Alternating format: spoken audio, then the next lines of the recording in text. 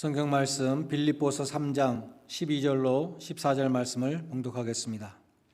빌립보서 3장 12절로 14절 말씀 제가 봉독하겠습니다.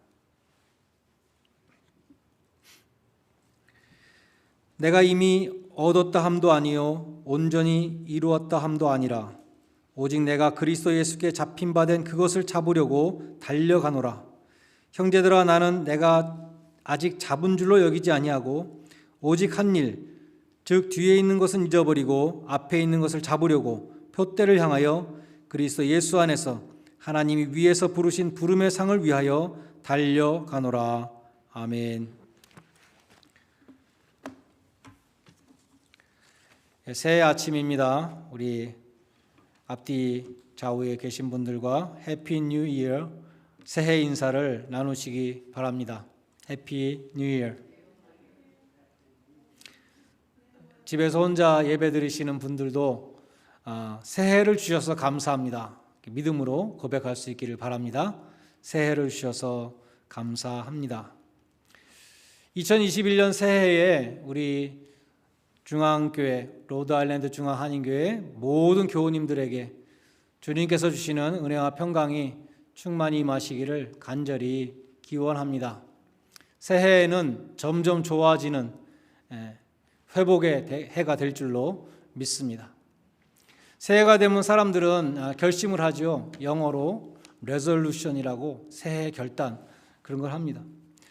옛날에 한국에서는 많은 분들이 새해가 되면 금연하겠다고, 담배를 끊겠다고 그래서 결단했지만 작심삼일로 끝나는 경우도 많이 있었죠. 미국 사람들이 가장 많이 하는 새해 레졸루션은 체중 감량이라고 합니다. 살을 빼는 거. 그래서 전에 보면은 짐에 연초가 되면 사람들이 굉장히 많이 막 붐빕니다. 많은 사람들이 새해가 되면 이제 운동을 해야지 하면서 짐을 찾아오는 것이죠. 어떤 가정에 남편이 새해부터 이제 체중을 감량하겠다고 도전을 했다고 합니다.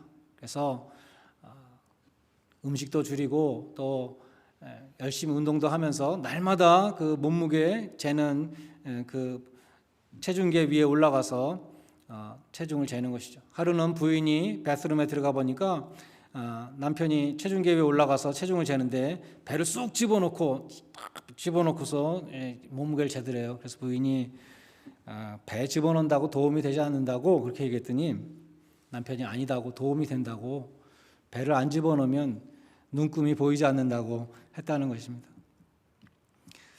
사도 바울은 삶의 목표가 무엇이었는가? 오늘 본문에 보면 내가 그리스도 예수께 잡힌 바 된 그것이라고 말씀합니다. 바울이 예수님께 잡혔죠. 예수 믿는 사람들 잡으러 가다가 예수님한테 잡혔습니다. 체포되었습니다. 그런데 예수님이 바울을 잡으신 목적이 있다는 것이죠. 나는 그 목적을 향해서 달려간다라고 말씀합니다. 영어 번역들도 다 똑같이 같은 단어 반복했어요. 잡힌 바 된 그것을 잡으려고 달려간다. 주님이 자신을 붙잡으신 그 목적을 붙잡으려고 달려간다. 이렇게 말씀합니다. 예수님이 바울을 왜 붙잡으셨습니까? 우리가 알고 있죠. 이방인의 사도로 삼으려고. 복음이 전파되지 않은 곳에, 남들이 가지 않은 곳에 제일 먼저 가서 복음을 전하게 하시려고, 주의 이름을 이방인과 임금들과 이스라엘 자손들 앞에서 전하기 위하여 택하셨습니다. 한마디로 말해서 복음을 전파하기 위해서 바울을 잡으셨죠. 예수님은 제자들에게도 너희로 가서 과실을 맺게 하려고 내가 너희를 택하였다라고 말씀합니다. 교회가 헬라어로 에클레시아인데 영어로 콜이라고 하는 부른다라는 단어에서 나왔습니다. 부름받은 자들, 이것이 교회입니다. 우리는 한 사람 한 사람 다 부름받았습니다. 그러면 하나님이 부르셨을 땐 반드시 목적이 있다는 것이죠. 그 목적을 이루어드리는 것이 열매를 맺는 삶이 되는 것입니다.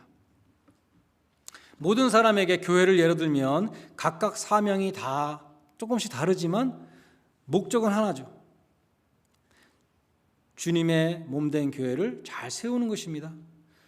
몸의 지체는 여러 가지이지만 목적은 하나, 교회를 잘 섬기는 것입니다. 많은 은사를 주신 것은, 여러 가지 다양한 은사를 주신 것은 한 가지 목적, 몸을 잘 세우기 위함이라고 말씀하는 것이죠. 로마서 8장 28절 29절에 보면 우리에게 또 한 가지 삶의 목표를 제시합니다. 우리가 평생 추구해야 될 것인데, 하나님의 뜻대로 부르심을 받은 자들로 아들의 형상을 본받게 하기 위하여 미리 정하셨다. 미리 정하시고 부르셨는데 우리들을 무엇을 하기 위해서? 아들의 형상을 본받게 하기 위하여라고 말씀합니다. 예수님을 닮아가는 그 성화의 삶을 살게 하시기 위해서 우리를 부르셨다고 말씀하고 있습니다. 히브리서 12장 2절도 보면 믿음의 경주를 하는데 예수님을 목표로 바라보며 뛰어라 이렇게 말씀합니다. 믿음의 주요 온전케 하시는 예수를 바라보자. NIV 성경에 보면 예수님께 시선을 고정하라. 예수님만 바라보고 뛰라는 것입니다.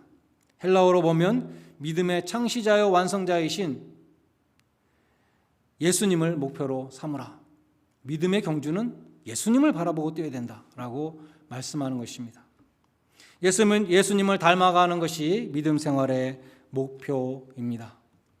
그처럼 성경이 말씀하는 믿음 생활의 목표는, 우리를 불러주신 목표는 교회를 잘 섬기는 것, 공동체로 볼 때는 그렇고요. 우리 한 사람 한 사람 볼 때는 예수님을 닮아가는 것입니다.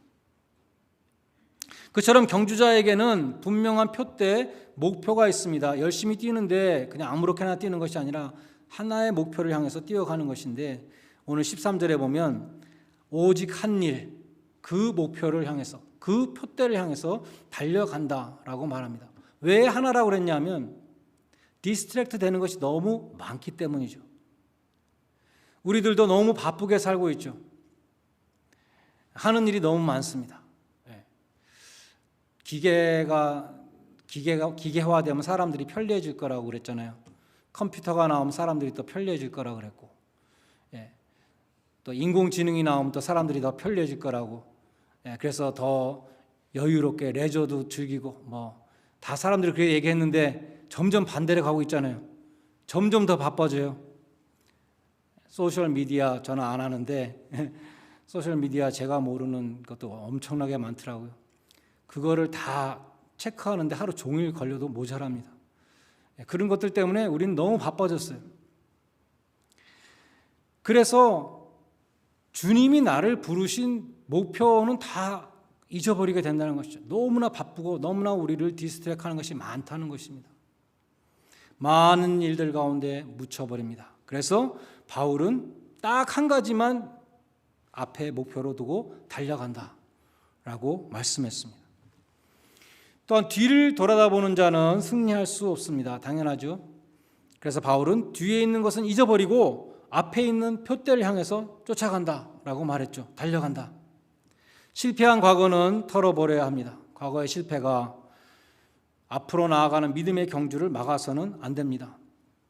사실 과거의 아픔, 과거의 실패를 우리가 잊어버릴 수 없죠. 우리가 치매가 걸리기 전에는 다 잊어버릴 수는 없습니다.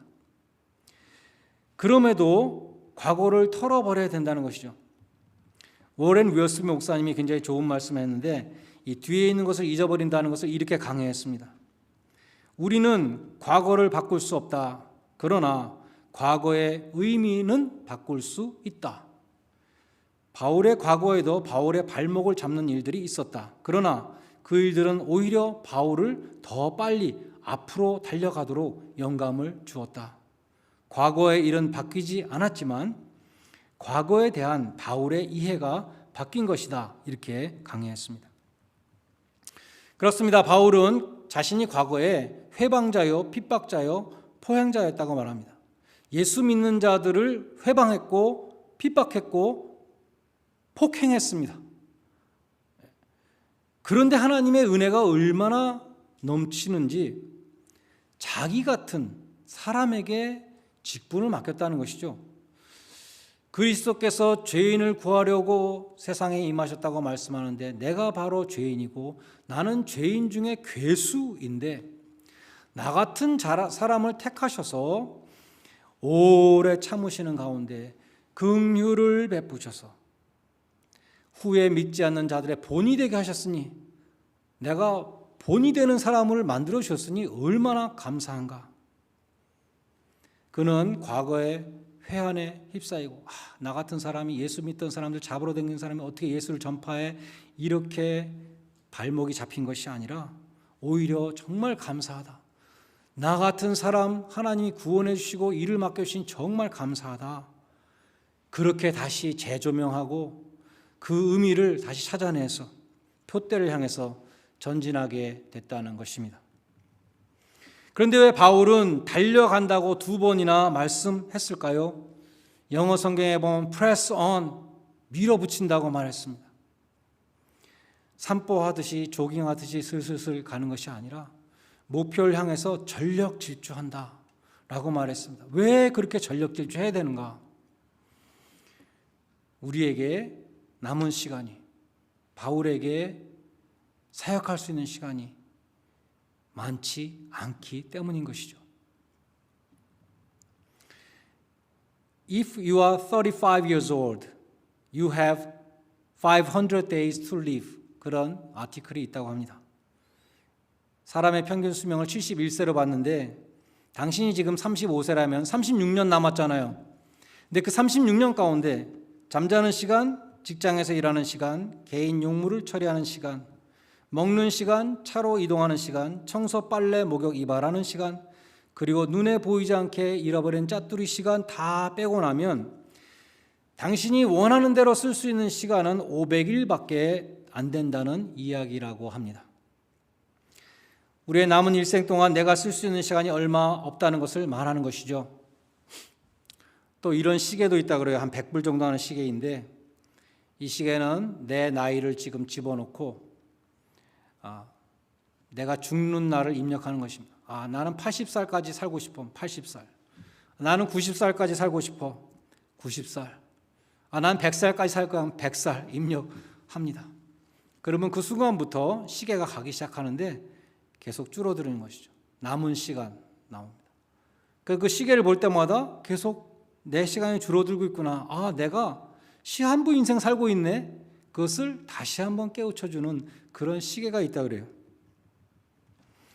우리에게 남아있는 시간은 한정되어 있습니다. Limited edition. 차도 그런 것이 비싸잖아요. 한정되어 있기 때문입니다. 만약에 금이나 다이아몬드가 땅에 널려있는 돌처럼 흔하다면 하나도 귀하지 않겠죠. 우리에게 있는 시간도 한없이 많이 있다 라면 그 시간이 하나도 귀할 것이 없습니다. 그런데 우리에게 남아있는 시간이 limited, 그리고 계속 줄어들고 있기 때문에 이 시간이 귀하다는 것입니다. 어리석은 사람은 마치 영원히 죽지 않을 사람처럼 생활합니다. 그러나 지혜로운 사람은 앞으로 살 날이 1년밖에 안 남은 것처럼 사형 선고 받은 사람처럼 삽니다. 사형 선고를 받은 사람은 그 순간부터 삶의 우선순위가 다 바뀌어버려요. 특별히 믿는 사람이라면 내가 이 남은 시간 동안 어떻게 하나님을 위해 살 것인가, 이웃을 위해 살 것인가, 완전히 우선순위가 바뀌게 되는 것입니다. 히브리서 9장 27절은 말씀합니다. 한 번 죽는 것은 사람에게 정하신 것이요 그 후에는 심판이 있을 것이다. 하나님 앞에 가서 계수할 날이 있다고 말씀합니다. 나아가서 야고보서 4장 14절은 너희의 생명이 무엇이냐, 너희는 잠깐 보이다가 없어지는 안개니라 라고 말씀합니다. 우리에게 남아있는 시간은 잠깐입니다. 제가 한국에서 군복무할 때요, 그때는 장교들에게 장기 복무하라고 이렇게 권유하는 그런 분위기였어요. 인력이 부족했는지 저한테도 어느 날 인사과에서 연락이 왔습니다. 20년 장기 복무하지 않겠는가? 20년 하면 연금 받잖아요. 죽을 때까지 연금 받고 죽은 다음엔 또 와이프가 연금 받고 참 좋잖아요. 20년 할 생각이 없는가? 근데 저는 그때 이제 신학교를 갈 생각했죠. 군대 제대하고 신학교 갈 계획이 있었기 때문에 별로 관심이 없었어요. 근데 그때 20년이라는 말을 들으니까 너무 까마득하더라고요. 20년? 야, 20년 후가 안 보이더라고요. 너무 멀어서. 여러분 한번 지금 생각해 보세요. 20년으로 생각해 보세요. 20년이라고 하면 얼마나 까마득한 미래입니까? 네, 그때부터 지금까지 20년이 2번 지나갔습니다. 눈 깜빡할 사이 20년이 2번 지나갔어요. 세월은 화살처럼 빨리 지나가는 것입니다. 뿐만 아니라 우리에게 남아있는 시간은 쉬지 않고 흘러갑니다. 멈추지 않습니다. 세월은 유수와 같다. 흘러가는 물과 같다. 한국말에도 있죠. 우리는 남은 시간을 유리병에 담아서 보관해 둘 수가 없습니다. 10년 전, 20년 전으로 다시 돌아갈 수도 없습니다. 한번 지나가면 끝이에요. 인생의 비디오에는 퍼즈도 없고 리와인드도 없고 오직 플레이만 있을 뿐이죠. 이 세상에는 잃었다가 다시 찾는 것 많이 있습니다. 그래서 돈은 있다가도 없고 없다가도 있다. 뭐 그런 말이 있잖아요. 근데 시간이라는 것은 다시 찾을 수 없습니다. 시간은 지나가 버리면 끝입니다. 그리고 우리에게 남아있는 시간은 불확실합니다. 나에게 10년이 남아있다. 근데 그 10년 동안 무슨 일이 일어날지 모르는 것이죠. 내가 병들을 수도 있고 무슨 일이 일어날지 모르는 거예요. 내일 일을 아는 사람 아무도 없습니다. 그래서 잠언 27장 1절은 말씀합니다. 너는 내일 일을 자랑하지 말라. 하루 동안 무슨 일이 일어날지 모른다. 내일 일도 모르면서 10년, 20년 뭘 자랑할 게 있겠습니까? 우리에게 남아있는 시간이 얼마나 되는지, 그동안 어떤 일이 일어나는지 모두 다 베일 속에 가려져 있습니다. 그러므로 우리는 한순간도 가벼이 여길 수 없습니다. 에베소서 5장 16절에 보면 세월을 아끼라 그런 말씀 있죠. 세월을 아끼라. 영어 성경에 보면 타임이라고 했어요. 시간을 아끼라. 아끼라라는 단어 헬라어로 보면 구속하다라는 redeem이라는 뜻입니다. 킹 제임스 성경에 보면 redeem the time, 시간을 구원하라 이렇게 번역했어요. 시간을 죽여라의 반대죠. 시간을 살려라. 시간을 헛되이 보내는 거, 시간 죽이는 것이죠. 그 죽을 사람 살리는 것처럼 죽을 시간을 살려라. 세월을 아끼라. 시간을 살려라 말씀합니다. 베드로전서 4장 3절에 보면 너희가 음란과 정욕과 술 취함과 방탕과 연락과 무법한 우상 숭배를 하여 이방인의 뜻을 쫓아 행한 것이 지나간 때가 족하도다. Enough is enough. 이제 더 이상 그런 일에 시간을 낭비하지 말라는 것입니다. 지금까지 무익한 일에 시간을 낭비했다면 지나간 날로 족하도다. 더 이상 시간을 죽이지 말고 시간을 살리라. 세월을 아끼라고 말씀합니다. 흔히 사람들은 너무 바빠서 하나님과 만날 시간이 없다고 합니다. 너무 바쁩니다. 그러나 젊은이들 보면 아무리 바빠도 애인을 만날 시간이 있죠. 골프 치는 사람들 보면 너무 바쁜데도 불구하고 팀을 만들어서 반나절 걸리는 그 골프를 매주 쉬지 않고 칩니다. 말하자면 우선순위의 문제라는 것이죠. 오직 한 가지 일을 딱 위에 올려놓고 보면 그거 할 시간은 반드시 있습니다. 만사를 제끼고 하는 것은 반드시 있는 것이죠. 그것이 무엇이 되어야 되는가? 하나님이 나를 부르신 목적이 되어야 된다는 것입니다. 정원사가 좋은 열매를 맺게 하기 위해서 가지치기를 하듯이 우리는 성령의 열매를 맺기 위해서 가지를 쳐야 하는 것입니다. 여러분에게는 누구와의 관계가 가장 중요합니까? 여러분의 생사 화복을 주관하시는 하나님과의 관계가 가장 중요하잖아요. 그것이 우선순위가 되어야 한다는 것입니다. 마틴 루터는 나는 너무 바쁘기 때문에 더욱더 기도해야 한다. 그런 말을 했다고 합니다. 주일은 일주일의 시작입니다. 주일을 성수하며 일주일의 첫 시간을 드리는 것이 중요합니다. 소득이 생겼을 때 하나님의 것을 제일 먼저 성별하는 것이 귀합니다. 사무엘상 2장 30절에 보면 하나님이 이렇게 말씀하셨습니다. 나를 존중히 여기는 자를 내가 존중히 여기고 나를 멸시하는 자를 내가 멸시하리라 라고 말씀하셨습니다. 여러분은 하나님을 존귀히 여기는 분들이 되시기를 바랍니다. 그래서 하나님이 여러분을 존귀히 여기시는 그러한 복된 성도들이 되시기를 바랍니다. 말씀을 맺습니다. 여러분은 표대를 향하여 전력을 다하여 달려오셨습니까? 여러분을 부르신 삶의 목적이 무엇입니까? 여러분을 붙잡으신 하나님의 목적, 그것을 붙잡기 위해서 질주하는 그러한 복된 일생이 되시기를 바랍니다. 후회스러운 과거는 잊어버리고 이만하면 됐다는 생각도 버리고 예수 그리스도를 표대로 부르심의 상을 향하여 전력 질주, 힘있게 달려가시는 올 한 해가 되시기를 주님의 이름으로 간절히 축원드립니다. 기도하시겠습니다. 이 시간에 우리 한번 통성으로 기도할 수 있기를 바랍니다. 이 시간 새로운 1년을 주신 하나님께 감사드리며 결단과 다짐의 기도를 할 수 있기 바랍니다.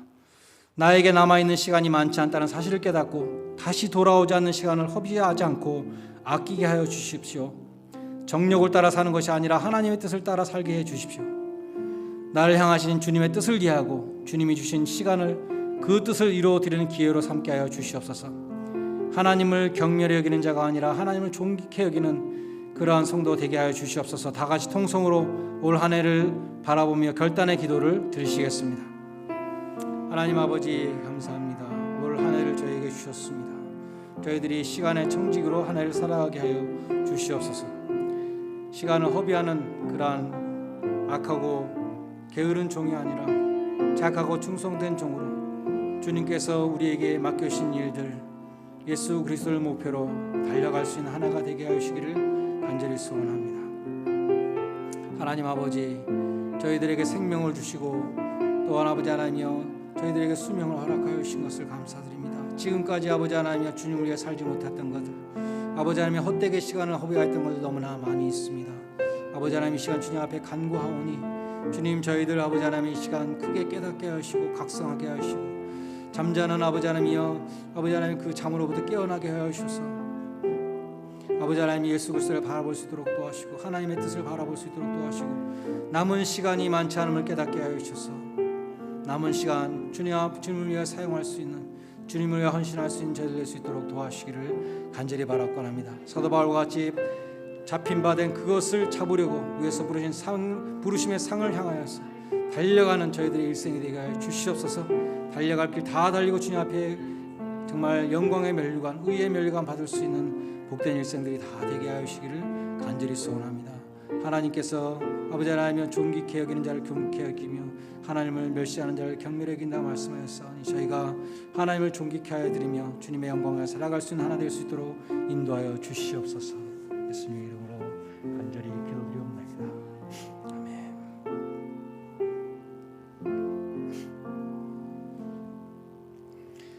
하나님 아버지, 사도 바울과 같이 잡힌 바 된 그것을 잡으려고 위에서 부르신 부름의 상을 위하여 달려가는 복된 일생이 되게 하여 주시옵소서. 그래야 달려갈 길을 다 달리고 주님 앞에 서는 날 의의 면류관을 받을 수 있는 영광스러운 성도들이 되게 하여 주시옵소서. 예수님의 이름으로 기도드리옵나이다. 아멘.